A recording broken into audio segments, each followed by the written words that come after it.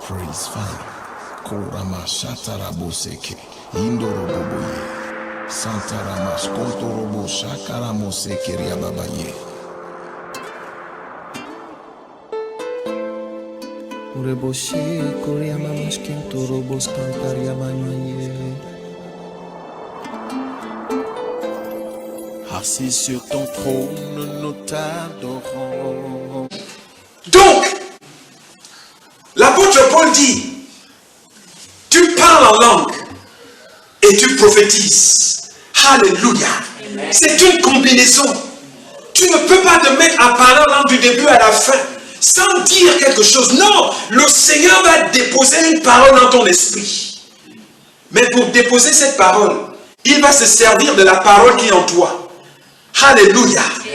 Il va se servir du logos, de l'information que tu as déposée en toi. C'est pourquoi la Bible dit que la parole de Dieu habite en vous. Que la parole de Dieu habite en vous abondamment. Alléluia. Ça veut dire être rempli de la parole de Dieu. Donc tu dois investir la parole de Dieu dans ton système. Tu dois être couvert de la parole de Dieu. Il y a beaucoup de chrétiens qui vivent au jour le jour, qui ne lisent pas la parole de Dieu, qui n'investissent pas la parole de Dieu dans leur cœur, dans leurs pensées, dans leur système. Non, la parole de Dieu doit être en toi abondamment, car de l'abondance du cœur, la bouche parle. Alléluia. Oh, gloire.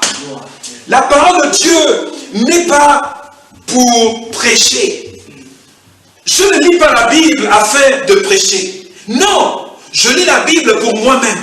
Je lis la Bible pour investir en moi l'information de Dieu.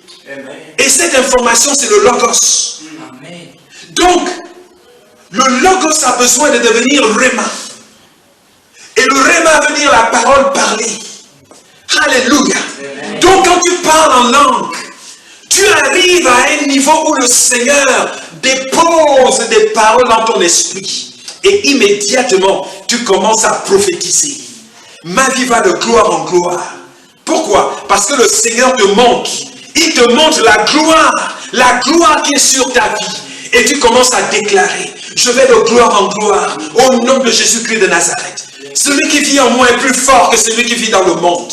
Ça veut dire qu'en ce moment, tu ne regardes plus que tu es victime. Tu es en train de voir que tu es au-dessus des difficultés, que tu es au-dessus des obstacles, que tu es au-dessus de tout ce qui s'oppose à toi. Et tu commences à déclarer, je vais de gloire en gloire. Ma vie va de gloire en gloire. J'ai la victoire dans ma vie. Au nom de Jésus-Christ de Nazareth. Alléluia, alléluia, alléluia, alléluia. Gloire à Dieu. Amen. Gloire. C'est ce que l'apôtre Paul dit dans 1 Corinthiens chapitre 14. Il dit que si tu parles en langue et que tu interprètes ou que tu prophétises, tu fais bien. Alléluia. Parce que tu t'édifies. Il y a des personnes qui prient des paroles de perdant. Tu commences à prier. Les paroles que tu parles dans tes prières montrent déjà que tu es un perdant. Pourquoi? Parce que tu commandes. Oh Seigneur, regarde mon cœur. Oh Seigneur, je souffre. Oh Seigneur, regarde. Oh Seigneur, où est ta gloire? Les gens me disent, où est ton Dieu? Quand tu fais ça, tu embarrasses les anges. Le secret se trouve ici. Alléluia. Active le parler en langue dans ta vie.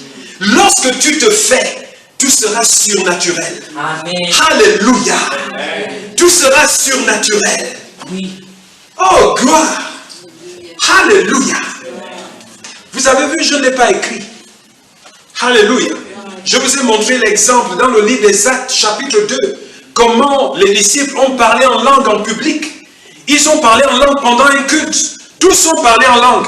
Personne n'a interprété pour qui que ce soit.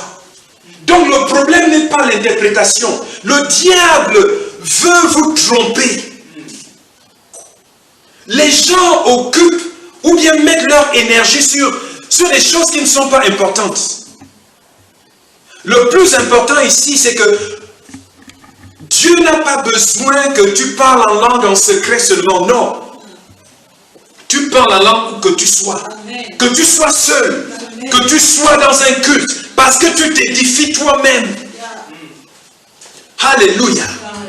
Et parce que l'amour de Christ est en toi.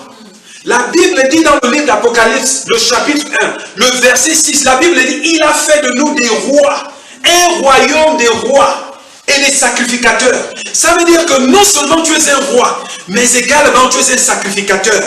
Alléluia. Donc en tant que sacrificateur, tu as le fardeau de tes frères, le fardeau de l'assemblée. Donc tu ne vas pas seulement passer du temps à parler en langue, mais tu vas également édifier les autres. Alléluia. Oh, gloire. Wouh, alléluia. J'aimerais vous montrer une autre histoire, parce que le Saint-Esprit est merveilleux. Alléluia. Il a fait avec les premiers disciples. Ensuite, il a fait avec ses 12 frères. L'apôtre Paul, c'était un évangéliste par excellence. Alléluia. C'est vrai qu'il remplissait d'autres ministères. Mais là, il a fait le travail d'un évangéliste. Il était en train de marcher. Il rencontre 12 frères. La première pensée qui vient, la question qu'il leur pose, c'est que, avez-vous reçu le Saint-Esprit? Ils disent, nous ne connaissons pas le Saint-Esprit. Nous ne connaissons que Jean, qui nous a baptisés. C'est comme ça que la Bible dit, Paul leur prêche la parole. Et il impose les mains. Et immédiatement, ils se mirent à parler en langue. Et pendant qu'ils parlaient en langue, Dieu a déposé des paroles. Et ils se mirent à prophétiser. Alléluia. J'aimerais vous montrer une autre histoire. Et là, nous allons voir un peu le cas de Pierre. Alléluia. Pierre était parmi ceux dans le livre des Actes, le chapitre 2, qui avaient reçu le Saint-Esprit et qui ont parlé en langue. La Bible nous montre que Pierre n'a pas interprété pour les autres. Alléluia. Allons-y chez M. Corday. Alléluia. Oh, gloire, gloire, gloire, gloire. Alléluia. Ouh, gloire à Dieu. J'aime la parole de Dieu. C'est une longue histoire. J'aimerais la couper. Alléluia. Et pour cela, je vais lire à partir du verset 44 du livre des Actes, le chapitre 10. Actes, chapitre 10, je lis le verset 44. Alléluia. Le verset 44 dit, comme Pierre était encore en train de prononcer ces mots, le Saint-Esprit descendit sur tous ceux qui écoutaient la parole. Alléluia. Amen. Tous les fidèles circoncis qui étaient venus avec Pierre furent étonnés de ce que le don du Saint-Esprit était aussi répandu sur les païens, ça veut dire les non-juifs. Car ils les entendaient parler en langue et glorifier Dieu. Gloire, alléluia. La Bible nous dit que pendant que Pierre était en train de parler de Jésus à Corneille et à sa famille et toutes les personnes qui étaient avec lui, c'était une assemblée. Alléluia. C'était plusieurs personnes qui étaient dans la maison de Corneille. La Bible nous dit que pendant que Pierre était en train de prononcer des paroles par lesquelles il devait être sauvé, la Bible dit que le Saint-Esprit descendit sur chacun d'eux. Et immédiatement, ils se mirent à parler en langue et glorifier Dieu. Alléluia. Wouh, gloire. D'où vient la doctrine de parler en langue en secret? Où est-ce qu'ils sont allés chercher ça? Je lis la Bible. Allez-y, regardez dans n'importe quel livre, la Bible, dans n'importe quelle version. Où est-ce qu'ils sont allés chercher cette doctrine de démons? À savoir qu'il existe des milliers de personnes dans le monde en ce moment qui sont convaincues. Tout simplement parce qu'elles ont entendu. Et c'est devenu une réalité en eux. Si bien qu'ils sont convaincus que l'apôtre Paul a dit que les gens doivent parler en langue en secret. Oh God.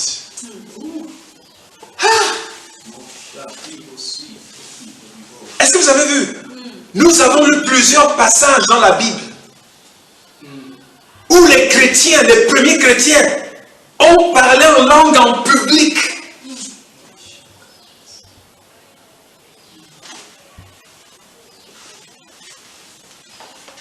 Alléluia.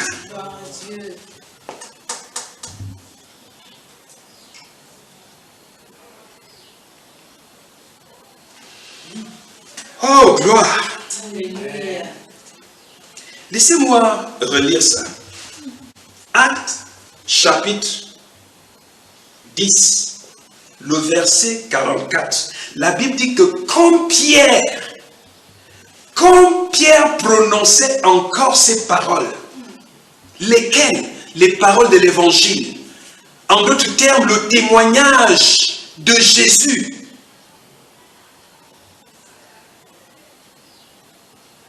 Le Saint-Esprit descendit sur tous ceux qui écoutaient la parole. Tous les fidèles circoncis, ça veut dire les Juifs qui étaient venus avec Pierre,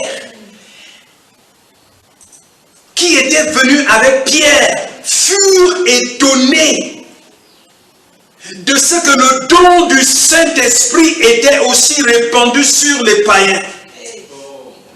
Car ils les entendaient parler en langue et glorifier Dieu. Alléluia. Oh, gloire. Vous voyez? Si Dieu te demande de parler en langue dans un resto, parle en langue. Amen. Si Dieu met dans ta pensée de parler en langue pendant que tu conduis, parle en langue. Amen. Je le fais partout. Amen. Je le fais dans les malls. Je le fais dans la route. Je le fais dans ma voiture. Je le fais avec les gens. Je le fais partout. Parce que je m'édifie. Je lave les habits. Je parle en langue. Je suis la télé, c'est un film d'action, mais je parle en langue. Parce que mon esprit est continuellement en communion avec le Saint-Esprit. Alléluia. Gloire. Je mène une vie spirituelle avec le Seigneur. Il s'agit de ma vie. J'ai reçu le Saint-Esprit. Le Seigneur vit en moi. Je suis le temple de Dieu. Je suis le temple du Saint-Esprit. Je suis l'église du Dieu vivant. Le Seigneur fait un travail de perfection en moi. Il m'édifie. Il me perfectionne. Donc j'ai besoin de parler en langue. Mon esprit doit être en communion perpétuelle avec le Seigneur. Parce que c'est ma vie. Alléluia. Est-ce que vous savez que quand vous parlez en langue, il y a beaucoup de maladies que Dieu vous épargne. Amen. Il vous épargne de beaucoup de maladies. Amen. Il vous épargne de plusieurs attaques. Amen. Il vous épargne de plusieurs échecs. Amen. Parce que vous êtes perpétuellement en communion avec le Seigneur. Je vous ai parlé du service. C'est ça le service. Parce que l'apôtre Paul a dit, je remercie Dieu. Il remercie Dieu parce qu'il le sert en esprit, selon l'évangile de son Fils. Ça c'est Romains 1, verset 9. Donc le service est spirituel. Et Jésus avait dit à la femme samaritaine que le temps arrive, et le temps est déjà arrivé, où les vrais adorateurs adoreront le Seigneur en esprit et en vérité. Ça veut dire que, en tant qu'enfants de Dieu, nous devons être en communion perpétuelle avec le Seigneur. Vous savez, l'intelligence peut être focalisée sur un film d'action. L'intelligence peut être focalisée sur un devoir, mais ton esprit est en communion perpétuelle. Et ça arrive à certains d'entre vous. Tu es en train de préparer. Mais le Saint-Esprit met en toi le souci de parler en langue. Et tu commences, Zobra Shaka Babazi, Roba Shaka Monda, Likrabosa Kabosa, Mani Keboska, Reda Baske de Monda, Likreboska, Manebonza, Reba Shaka Monso Braska, Balei, Roba Shaka Monso Braska, la Boska, Reda Maneboska, Manebonzo Braska, au nom puissant de Jésus, Roba Shaka Monza, Reba Babaye, j'ai la victoire au nom de Jésus. Alléluia. Alléluia. Oh, gloire à Dieu. Alléluia. Oh, gloire. Alléluia.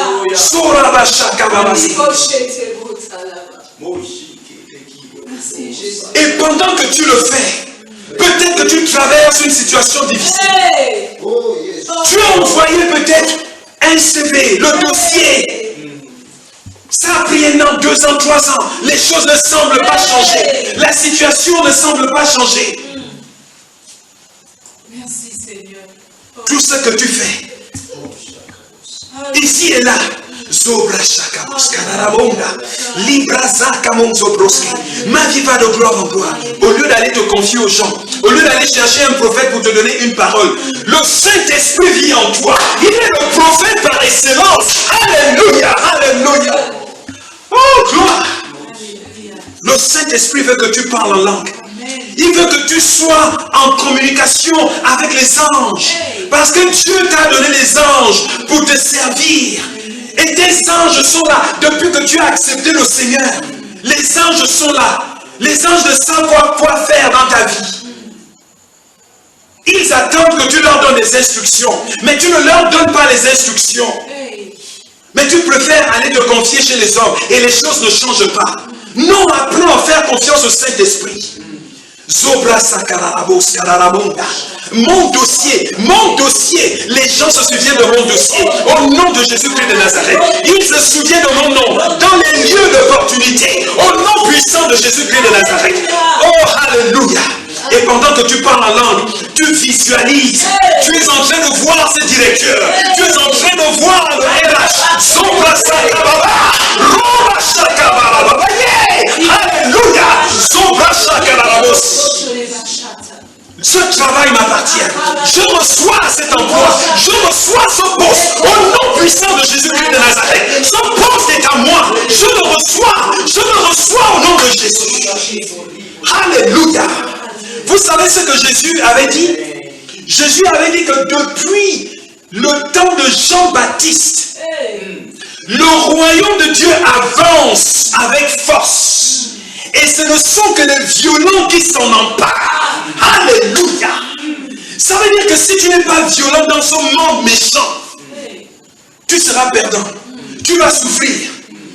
Les gens vont te marcher dessus.